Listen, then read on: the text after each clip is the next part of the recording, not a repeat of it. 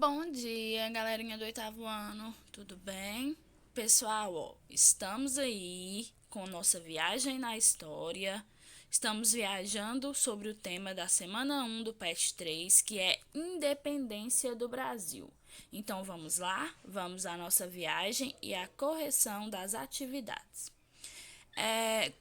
A independência do Brasil, né, foi um grande processo que a maioria dos historiadores caracterizam ele a partir da fuga da família real, né?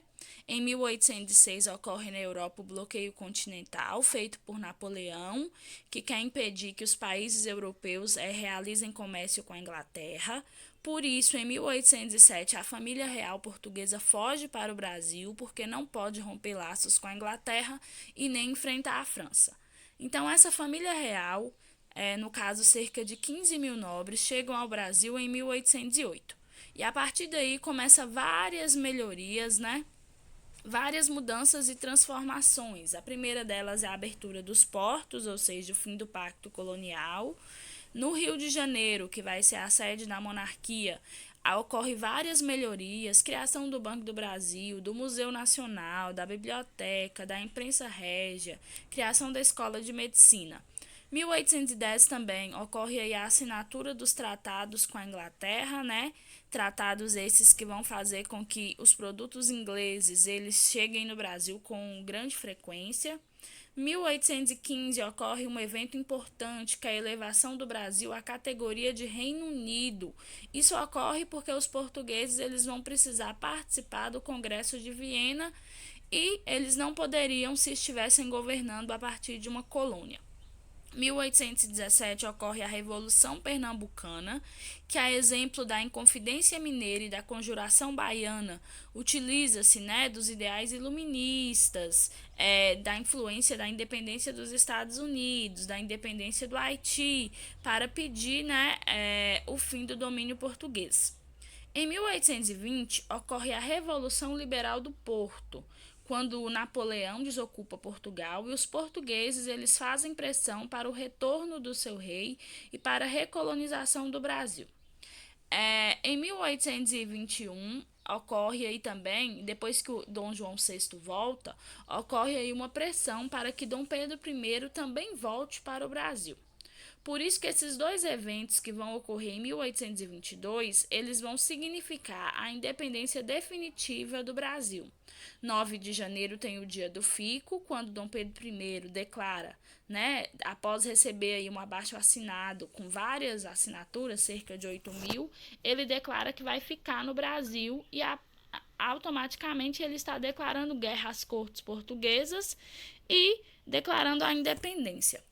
7 de setembro é o famoso grito do Ipiranga, que, ao contrário do que a gente acreditava, não foi grandioso, mas foi simbólico, né? E é considerado a data oficial da independência do Brasil, 7 de setembro de 1822. Vamos às atividades. Número 1. Utilizando seu livro didático ou pesquisa em sites da internet, preencha o quadro comparativo.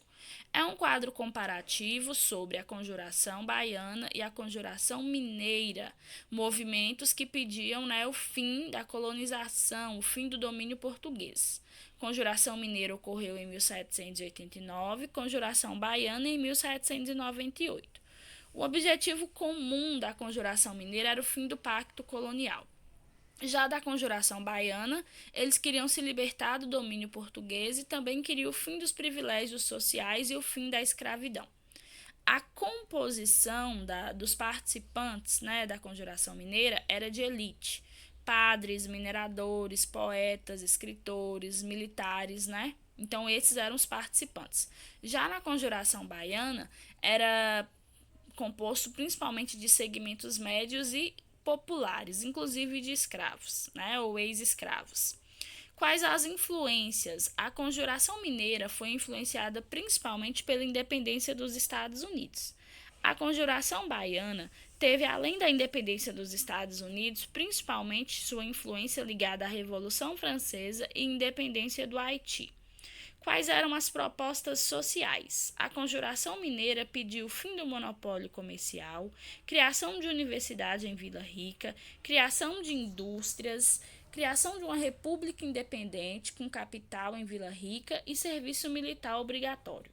Já a Conjuração Baiana pedia criação de uma república independente, abolição da escravatura no Brasil, fim dos privilégios sociais e atendimento das reivindicações das camadas populares. As principais causas da Conjuração Mineira foi o anúncio da derrama, né, que foi o estopim para o anúncio da revolta, porque a revolta nunca ocorreu, né, foi delatada antes, mas também era uma revolta contra as altas taxações sobre o ouro e também contra o alvará de 1785, que proibia a existência de manufaturas na colônia. Já a Conjuração Baiana tinha como causa aspectos sociais, principalmente crise de abastecimento. E o modelo político de ambas as revoltas era a República, né, independente de Portugal. O número 2 aí vai trazer um texto falando sobre o Rio de Janeiro e a chegada da corte. Um dos problemas centrais que acompanhou o Rio de Janeiro desde a sua fundação até a chegada da família real em 1808 foi a questão da água, tanto no que diz respeito à obtenção de água potável, ao escoamento das águas pluviais, quanto à drenagem e ao aterramento de regiões alagadiças. Se em 1808 o problema do abastecimento de água estava razoavelmente solucionado, o mesmo não se pode afirmar do seu escoamento. Antes da chegada da família real, a questão já era um problema, e à medida que a cidade aumentava, piorava. Em uma época em que não existia sistema de esgoto, nem muito menos de tratamento destes, havia apenas 3 soluções para o escoamento dos dejetos humanos no Rio de Janeiro. A primeira, utilizada pelas casas não tão abastadas, consistia em acumular lixo no pátio da residência, esperando que as chuvas tropicais o levassem. A segunda, e muito pitoresca, era a utilização de escravos que deveriam carregar os dejetos em tinas levadas às costas e despejá-las na Baía de Guanabara. A terceira solução era derramar o lixo nas ruas que possuíam valas ou nas próprias e esperar que estes o levassem até ao mar. A partir daí, nós temos as perguntas. Letra A. Quais os principais problemas enfrentados pela população carioca até a chegada da corte portuguesa em 1808? Problemas, relacionados à água, segundo o texto, tanto sobre a obtenção de água potável para consumo, quanto sobre o escoamento das águas das chuvas. Letra B. Esses problemas ainda persistem nas cidades brasileiras na atualidade? Justifique. Sim, gente? Apesar do Brasil ter uma grande porção de água doce, há muita poluição nos rios das grandes cidades, o que dificulta o acesso à água potável. E também existe no Brasil, nas capitais, problema com escoamento da água das chuvas, Isso gera alagamentos, gera deslizamentos, como em cidades do Rio de Janeiro e também em Belo Horizonte. Letra C.